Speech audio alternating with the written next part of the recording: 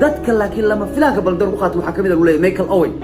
iyo Fabio Cannavaro baldoor inay qaataan waxa leeyahay rag ka sii mudna ayaa jiray labadan nin iska dhaaf adeeg gaabka dheeruga iska dhaaf waxa wax ma laga qalan wax laga qaban karo way u qalmaan kuwaas waa nimanka sanad kasta konta gool 6 gool lalayo ma nimankaas cummadooda la haysan kara ayagu u qalmaan laakiin waxa jiray dad geedka ilduuf ku qaatay baa jiray sida Cannavaro iyo Owen oo kale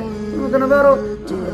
difaacu iska aha baldoor bal si kooka dugla ugu leexday Owen isagoo aan horiyeen xataa ku soo guulaysan baldoor la siiyay waxa jiray rag ka mudnaa baa jiray lagu leeyahay oo cadaalad dareen ku dhacday Franco Baresi iyo Paul Maldini laba difaac oo shub ah oo aan caadi ahayn wallahi ciidamadooda la haysan karin Baresi iyo Maldini wadiyaasha uu noqdo weydiiya way ku sheegayaan labadaas laba difaac oo qatar badan bay ahaayeen